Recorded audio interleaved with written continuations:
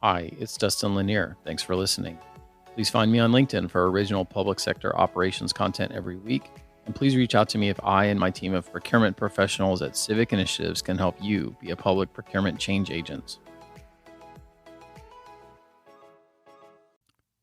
Today, I'll do my readout on the 5 for Friday topics, and I'm going to start with the career week posting set that we had out there.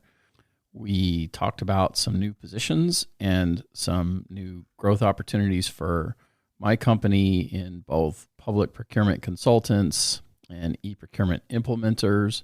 So I did post out a position on LinkedIn. We'll be hiring one or more people. It's a way to get a conversation going.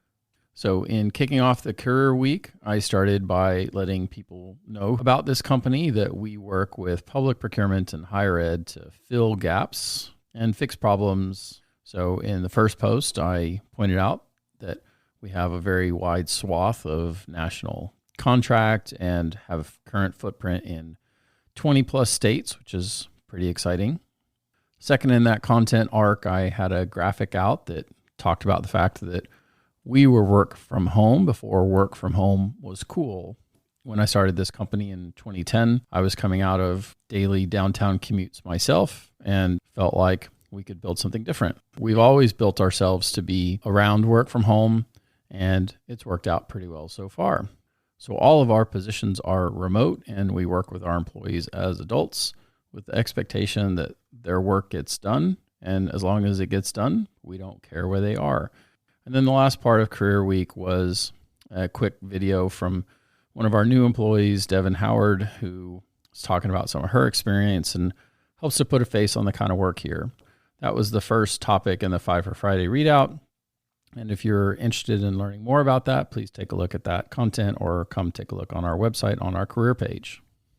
Secondly, NASBO, which is the budget officers, shared the link about the recent federal spending bill that passed, then talked about the briefly proposed but ultimately scrapped proposal to pull back almost $7 billion of ARPA from the states, and sort of dryly noted that that rescission, which I'd like to repeat did not happen, would have caused chaos in many state budgets.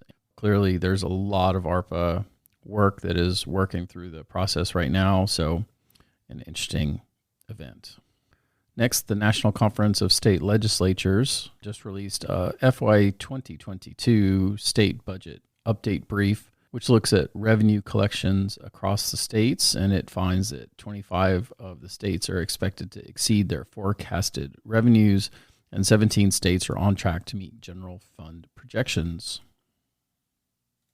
Next, the National Contract Management Association is rolling out a new contract management leadership development program, and they're describing it as a free program where they'll provide 10 months of leadership training by experts in the profession.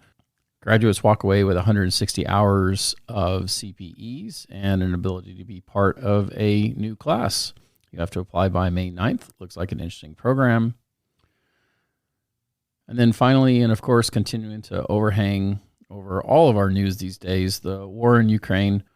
Rob Hanfield continues, as always, to put out great content where he's got a new article about how supply chains were battered before and they're getting much worse, and basically explores the supply chain impacts of the Russian attack on the Ukraine. So that's the 5 for Friday. Next week, I'll be in both Raleigh for the North Carolina procurement event, and then on Sunday in Virginia for the Virginia event. So if you happen to be going to those, please reach out and connect, and have a great week.